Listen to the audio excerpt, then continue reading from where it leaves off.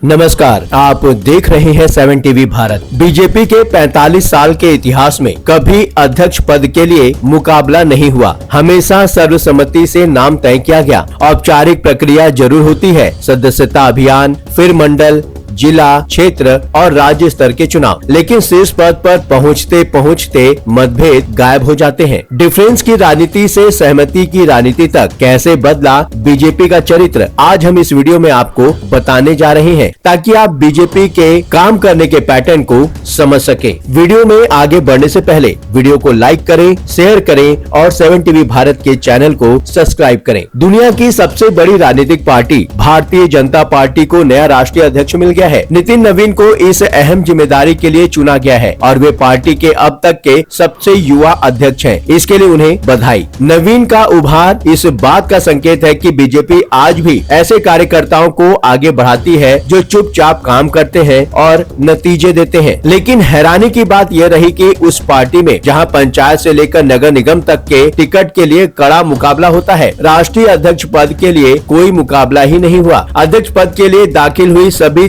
37 नामांकन नितिन नवीन के नाम पर थी, यानी फैसला पहले से तय था। ये हाई कमान की पसंद थी और यहीं से सवाल उठते हैं। सबसे पहले एक बात तो साफ होनी चाहिए, बीजेपी अध्यक्ष ही हाई कमान नहीं होता। ये स्थिति कांग्रेस से अलग नहीं है, जहां पार्टी अध्यक्ष मल्लिकार्जुन खड़गे खुद कहते हैं कि अहम फैसले हाई कमान लेता है। फर्क सिर्फ इतना है कि कांग्रेस में हाई कमान वंशानुगत है, जबकि बीजेपी में शीर्ष नेतृत्व आमतौर पर चुनाव जीतकर आगे बढ़ता है। लेकिन बीजेपी कभी कांग्रेस जैसी पार्टी बनने के लिए नहीं बनी थी। वो खुद को पार्टी विद अ डिफरेंस कहती रही है। अटल बिहारी वाजपेयी के प्रधानमंत्री कार्यकाल, जो कि 1998 से लेकर 2004 तक थे, में बीजेपी के 4 राष्ट्रीय अध्यक्ष बदले। हालांकि संगठन की बारीक जिम्मेदारियों में लाल कृष्ण आडवाणी की बड़ी भूमिका रही, लेकिन तब पार्टी में कई कद्दावर नेता थे, जनाधार वाले नेता, संसद के अनुभवी चेहरे और संगठन से निकले दिग्गज। अब 2025 और 26 की तस्वीर बिल्कुल अलग है। कार्यकारी अध्यक्ष बनने से पहले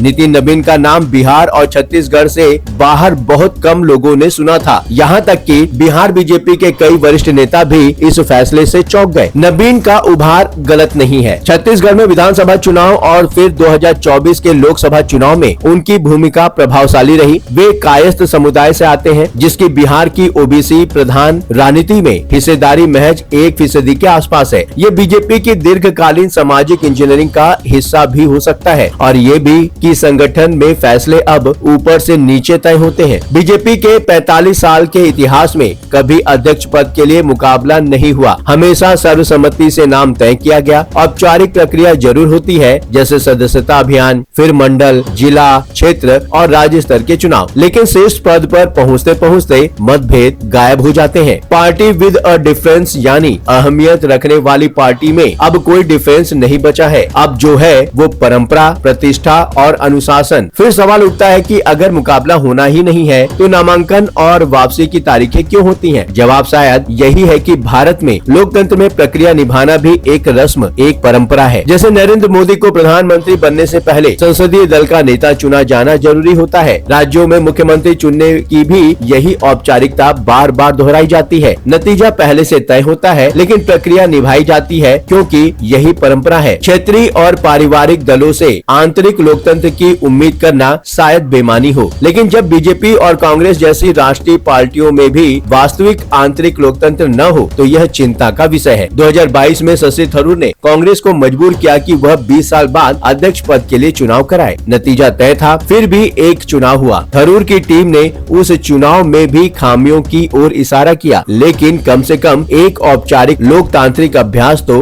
हुआ ही। कांग्रेस के पास G23 था, बीजेपी के पास है हाँ जी समूह। यही वजह है कि इतने विशाल संगठन और मजबूत ढांचे के बावजूद बीजेपी में शशि थरूर जैसा असहज सवाल पूछने वाला नेता नहीं दिखता। और पार्टी विद अ डिफरेंस अब धीरे धीरे पार्टी विद डिफरेंस बन चुकी है, यानी बाकियों से अलग सोच वाली पार्टी अब बिना सवाल आज्ञा निभाने वाली पार्टी बन गई है। नितिन नवीन एक प्रभावी पार्टी अध्यक्ष साबित होंगे या नहीं, यह तो वक्त बताएगा, लेकिन यह भी संभव है कि उन्हें यह साबित करने का पूरा मौका ही न मिले। आपको क्या लगता है, नितिन नवीन के साथ आगे क्या हो सकता है? कमेंट में आपके विचारों का स्वागत है। चैनल को सब्सक्राइब करें, नोटिफिकेशन के लिए बेल आइकन को जरूर दबाएं। लगातार खबरों के लिए बने रहिए 7 टीवी भारत के साथ।